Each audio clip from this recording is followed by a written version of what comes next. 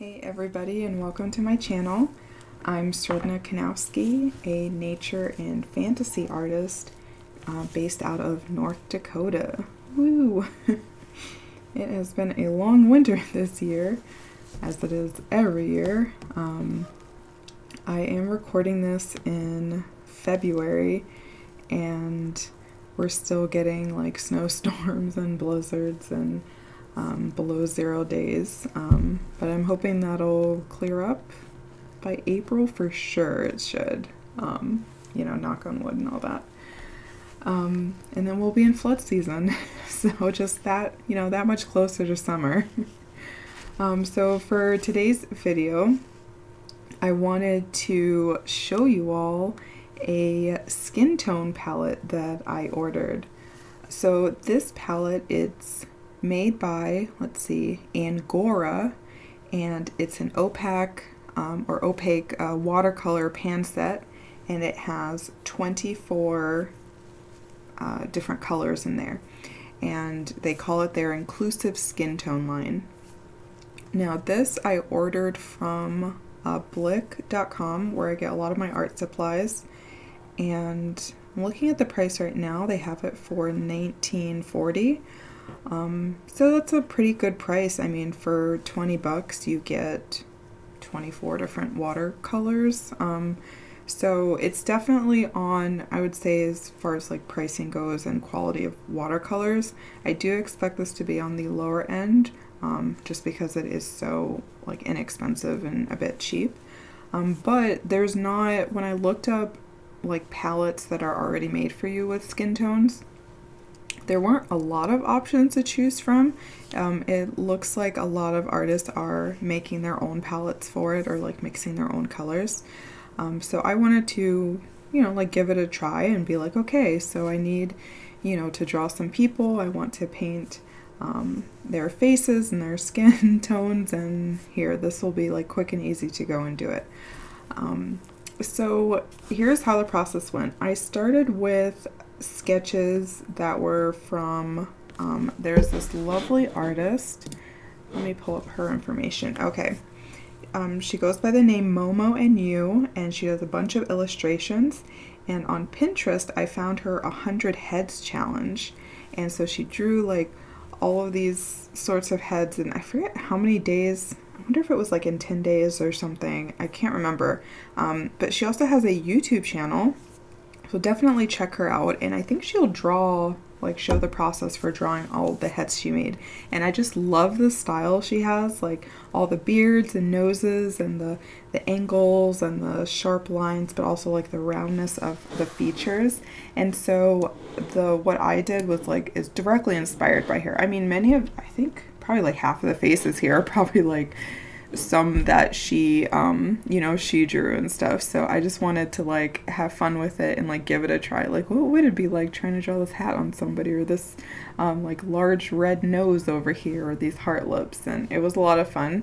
But I think, oh yeah, because there were like 20, I wanted to do like each person to have like a different skin tone. I think like ended up adding some more sketches towards the bottom just so I would have enough so everyone could like be all unique and stuff. So I sketched it out, and then let me see, using the momoandyou 100 head challenge to start off with, and then I just proceeded to like one by one go through this palette and color in the faces with each of these colors.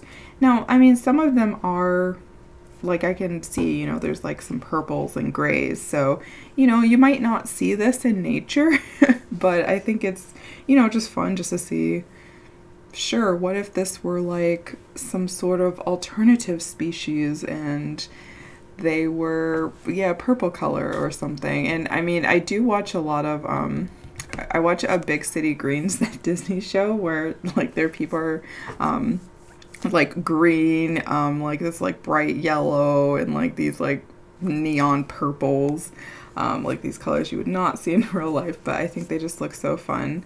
I also watch a lot of Doctor Who, and they always have really interesting looking, I don't know, aliens or otherworldly species on there too. So Anyway, I'm just saying all of that to say, who knows? Maybe somewhere in some far off galaxy there are these purple people. Or maybe I'll just draw them purple next time when I do like a bigger painting or something. But it was definitely fun to see like people with various like pinks and purple tones and like the gray, even like the gray, like, I don't know, it made them look a little sad or something. Or maybe I'm thinking of like Eeyore. So it's interesting how different colors can give characters their personality.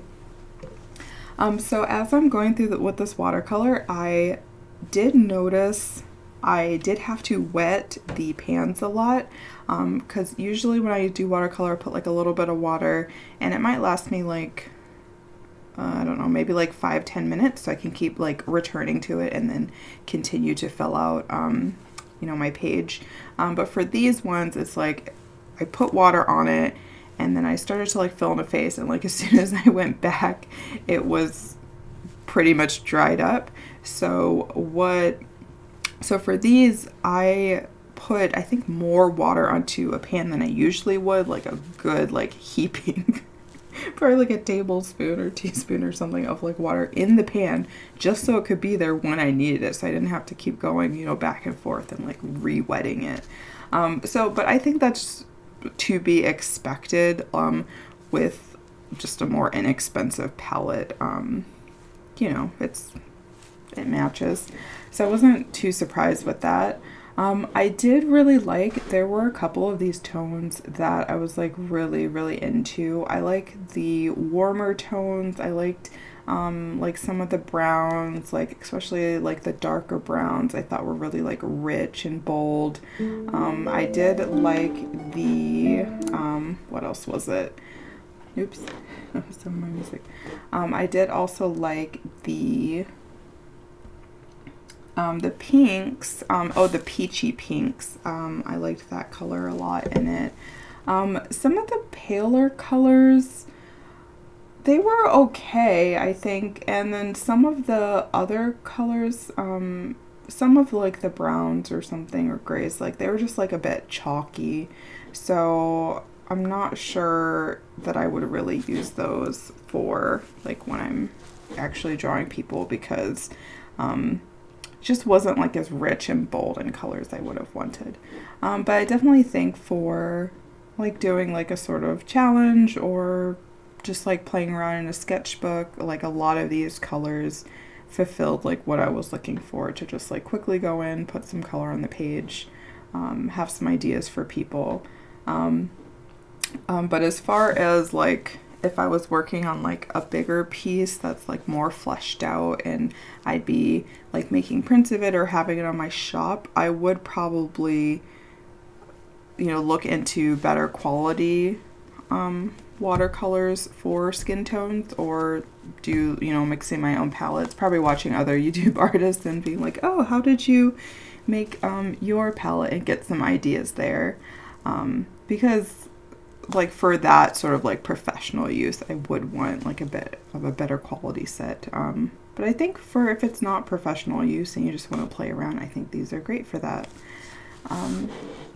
So yeah, I will let you enjoy the rest of the video, and you know, let me know in the comments below if you've tried like a skin tone palette somewhere, or if there's like colors you swear by like mixing together that look really good.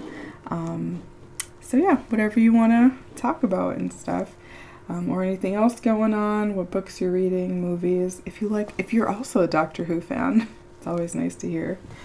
So yeah, everyone, well, thanks so much for watching. Take care. Hope you have a great day. See you in the next video. Bye.